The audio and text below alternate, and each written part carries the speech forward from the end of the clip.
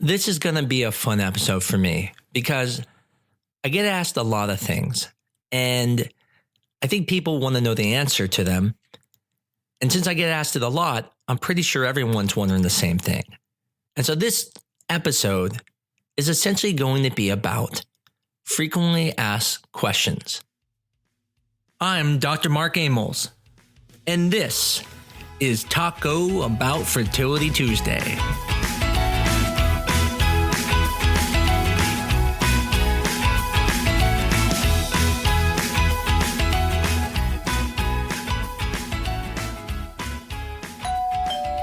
Question: what size do the follicles need to get to trigger in IUIs and IVF?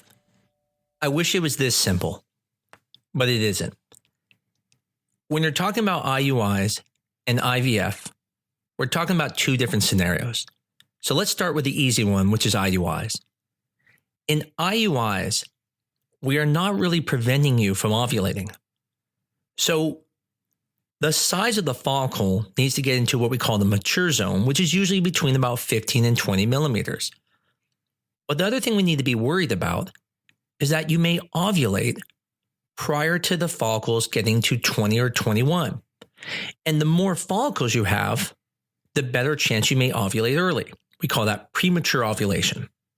And that happens in IUIs because you're not preventing ovulation. Now, some people do, but for most places, when you're doing an IUI, they don't.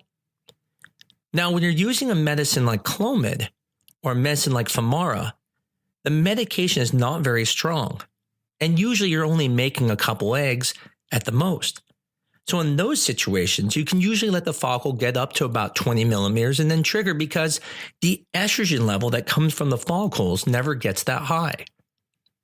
Usually when you ovulate, you're around a 200 picograms per milliliter estrogen level. So in an IUI cycle, you probably won't go over that when you have two follicles around 20 millimeters. And so at that point, you can trigger to induce ovulation. Now, if you're taking injections with those medications, such as Femara, adding gonadotropins will help mature the eggs faster.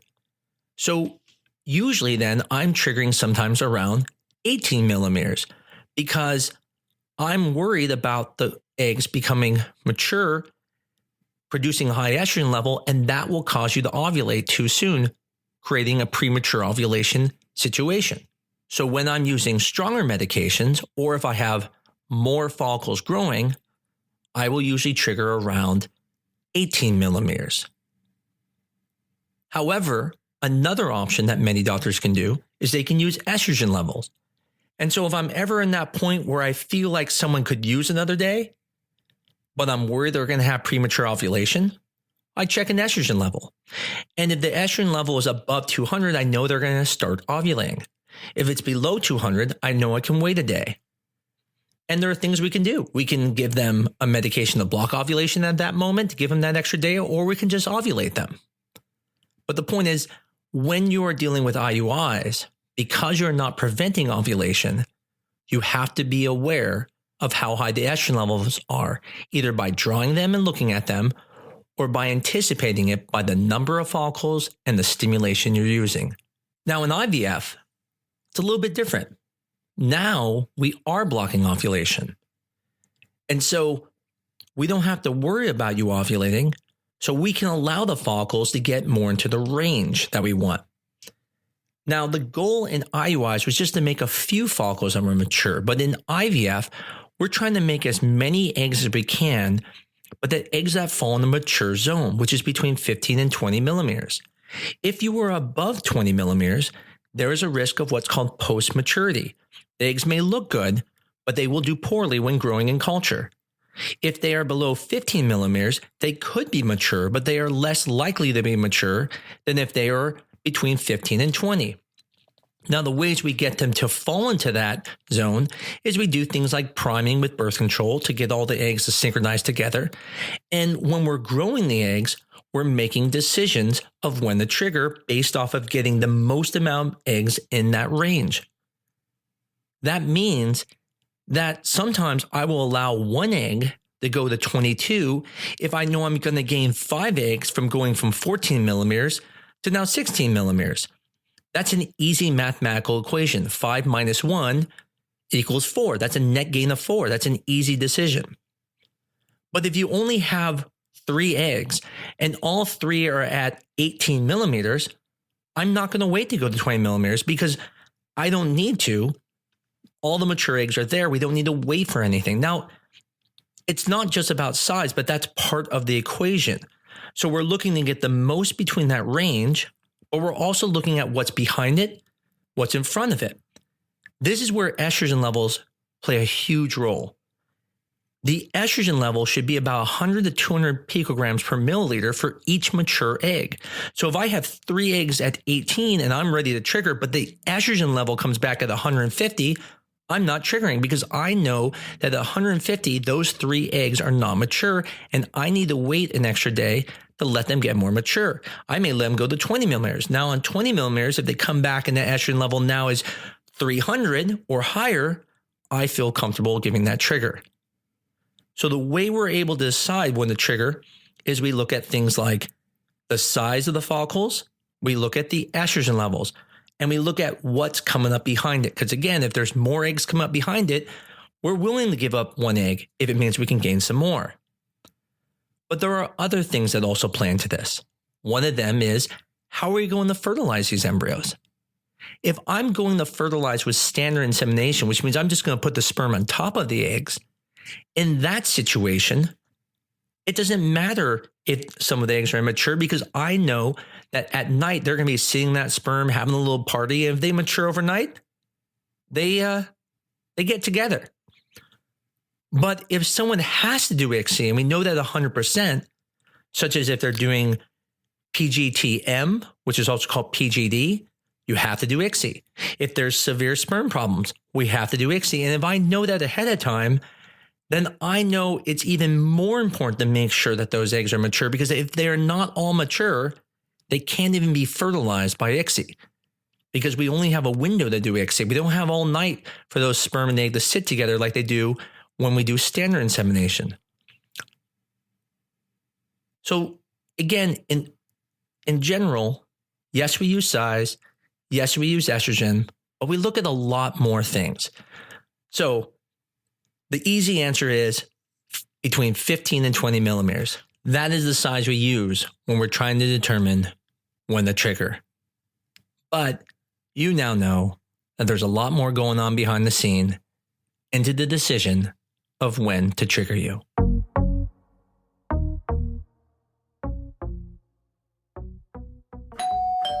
Question.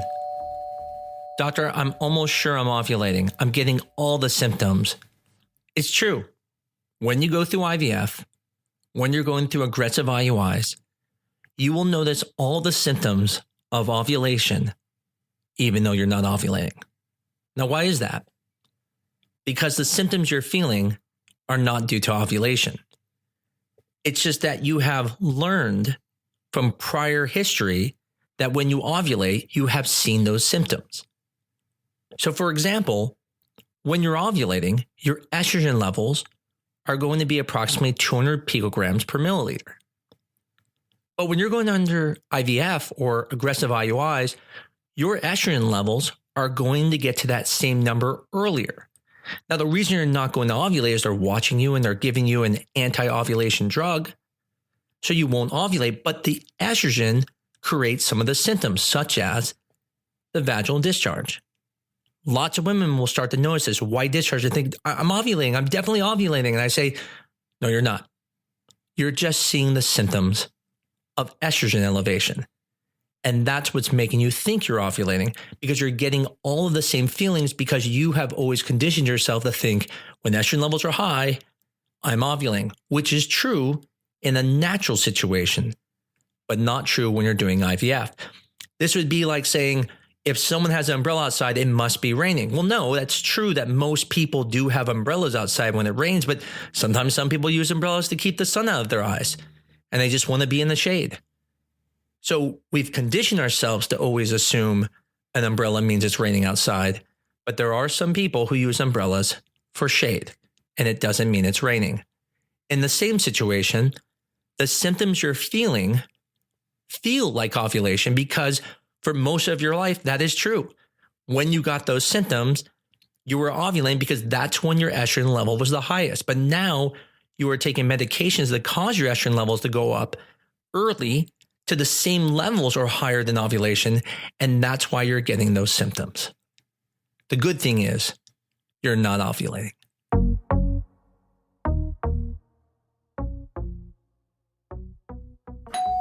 Question. The doctor was not able to get the catheter to go easily into my uterus during the IUI.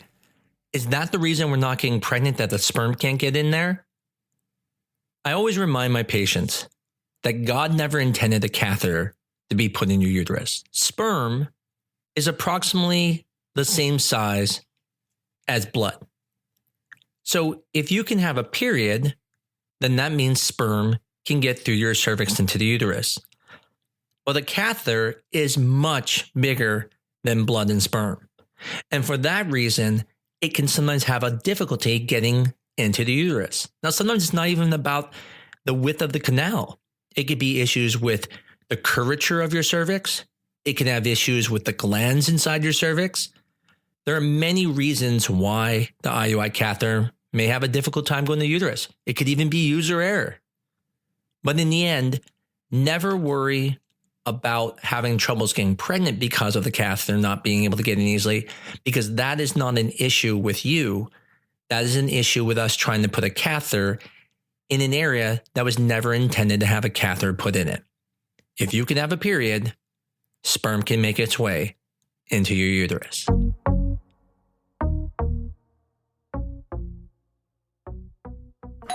Question. Whenever we have intercourse, I notice all the sperm comes back out. I think that's why we're not getting pregnant. Every woman has experienced this. You have intercourse, and then you get up, and it seems like everything comes back out, and nothing got in the uterus. But this is actually how it's supposed to work. Matter of fact, almost none of it will get into the uterus. Just the sperm touching the cervix will get into the uterus. Of the millions of sperm that men make, only about 100,000 of the sperm make it into the uterus. And of those, 50 sperm make it to the egg. So the point is, yes, this is normal. Sperm, after it's ejaculated, liquefies into almost a liquid. That then bathes the cervix, and then that sperm that's touching the cervix gets into the uterus. Everything else is going to come out. That is completely normal. Even in the IUI, when you inject the sperm in the uterus, some will come out when you stand up. But that is okay because the sperm have already worked its way to where it needs to go. Now, this is one reason why women will lay on their back for 15 to 20 minutes after intercourse. What you're allowing is you're allowing that sperm to liquefy and to bathe in the cervix. And the best position to be laying down is going to be on your back. You can put pillows under your buttocks to tilt your pelvis, but the cervix goes downwards when you're on your back. And the vagina comes at almost a 90-degree angle. So the sperm actually just sits down there, bathing in the cervix. And that's why when you do an IUI, we also have you stay on your back. So although worrisome, it is perfectly normal for that to come back out.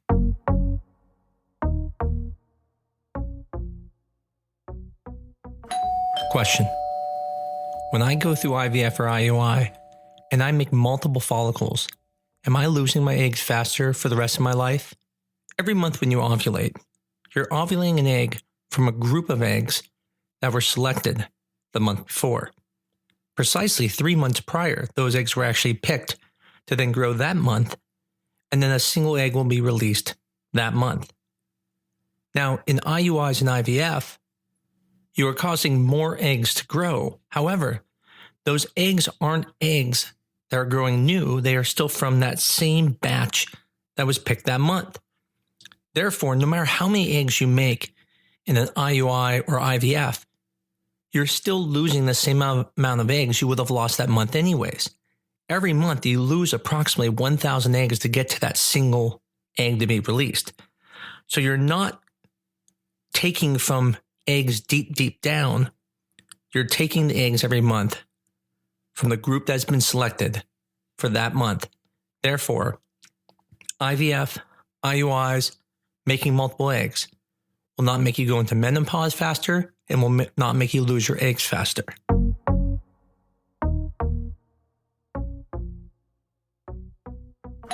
Question: how often should we have intercourse? You've probably heard from people before that say too much intercourse can reduce your pregnancy rate, or that you should maybe wait a while to let it build up. Well, both of these are kind of wrong. See, when men ejaculate, the sperm that they are producing at that moment was actually made 3 months ago. And it took time for that sperm to kind of work down the tubes and then to be ejaculated. So a man can ejaculate, and then if they have the capability of ejaculating an hour later, they will still make a decent amount of sperm because they're not making the sperm. They're just ejaculating the sperm that was made 3 months ago that has worked its way down the tubes. Now, when it comes to intercourse, how often is kind of dependent on where the sperm levels are. If your sperm levels are normal, then you can have intercourse every day and you will not affect your fertility chances. However, if your sperm levels are low, then having intercourse every other day would actually improve your chances, because now the lower numbers you have can at least build up for 2 days versus ejaculating too often. So does this mean if you have a low count that waiting more days might be better? Well, the answer is no. And the reason why is because when sperm sits for a while, it actually becomes poor quality. Although the numbers will go up, the volume will go up, but the actual quality will go down. The motility will drop and the quality of the sperm will drop because it's exposed to more heat for longer periods of time. So every other day seems to be the best spot and why it's recommended by most doctors. But if you know your semen analysis is good and you have time to have intercourse every day, you are more than welcome to, and it will not affect your fertility.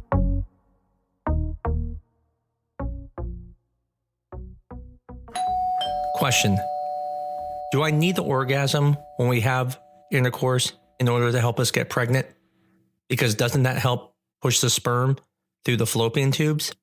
Although I like the creativity of this statement, which sounds like it was taken out of some teenage kid's handbook, in reality, I think this came from the idea about uterine contractions after an IUI and how it helps push the sperm through the uterus into the fallopian tube. Scientists always want to figure out why. What is the purpose of everything? Matter of fact, intercourse is there to procreate. Some scientists have even talked about intercourse should only last 1 second, because what's the point of it lasting longer? The goal is just to have a baby. Well, the same thing is people looked at, why do women orgasm?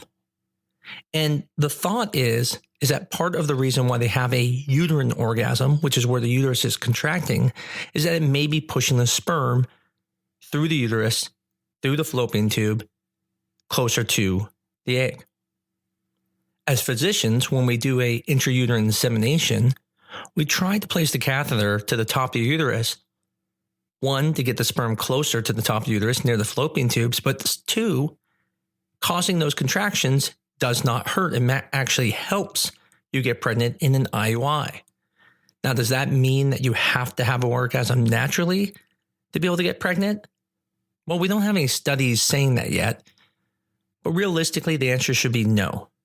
Yes, it may help with IUIs, and yes, it may help with intercourse, but you do not have to have an orgasm just to have a baby.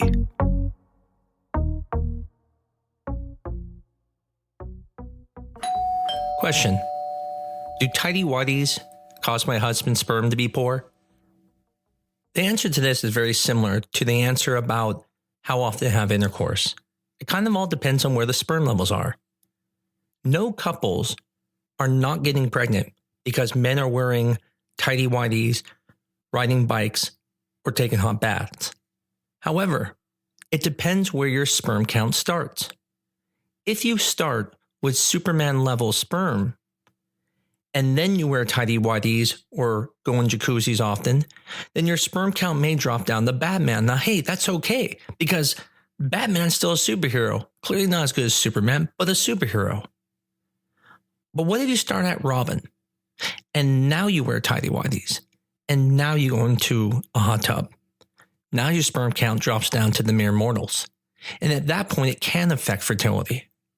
So the point is, if your sperm count is okay and very good, you'll be fine.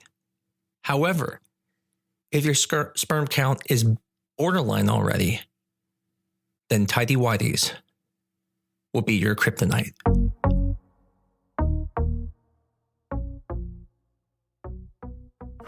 Question: if I have a poor morphology embryo, does that mean my baby may be abnormal?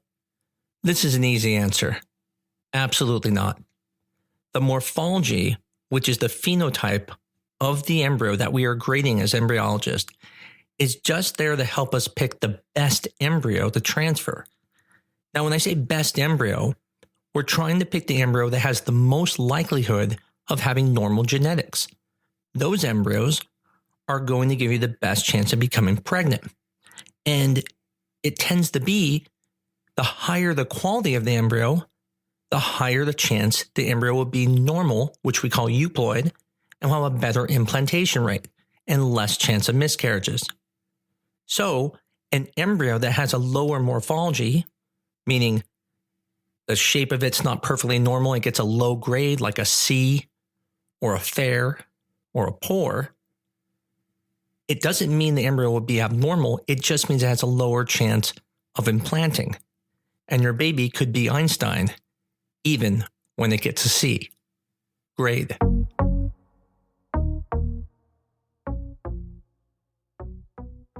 Question: will my husband's abnormal shaped sperm result in abnormal babies? The answer, as you probably suspect, is similar to the morphology question of embryos. No, abnormal sperm is not going to cause your baby to become abnormal. And the reason why is because the sperm shape has nothing to do with the DNA inside it. The sperm shape is made by the dad's DNA, but the DNA inside the sperm is made at the level of the testicles, where you have meiosis 1 and 2 going on. So dad's DNA may be making a poor sperm morphology, but the DNA inside it can be perfectly normal. I always explain to people that a woman's reproductive tract is like the American Ninja Warrior course for sperm. Only the best of the best sperm are going to make it to the end. And so abnormal sperm shape will usually lead to those sperms not making it to the end. And so only the good ones will. But more important, I like to think of sperm as pizza delivery guys. The pizza delivery guy brings you your pizza. Sperm is like the pizza delivery guy. You don't care what the pizza delivery guy looks like. He can have a limp. He can be kind of disheveled. What you care about is, what's that pizza taste like? And what that pizza tastes like is the DNA inside the sperm. And so even an abnormal looking pizza delivery guy who comes into your front door can still bring you a great pizza. So you don't have to worry about judging a book by its cover, because this story still ends well, even when the pizza delivery guy looks like Carrot Top.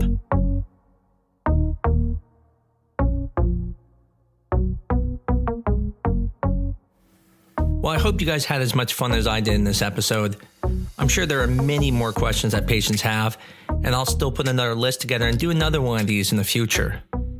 If you have questions or would like to add to the next Frequently Asked Question podcast, please send them to me at tbft@newdirectionfertility.com. That's TBFT like in Taco Bout Fertility Tuesdays and newdirectionfertility.com. And as always, please review us. Please give us 5 stars. If you like us, that will get more people to listen to us, and we'll be able to spread more information and educate other listeners. Until next week, I greatly appreciate everyone, and I wish you all a happy Taco Tuesday, happy holidays, Thanks for listening to Talk About Fertility Tuesdays.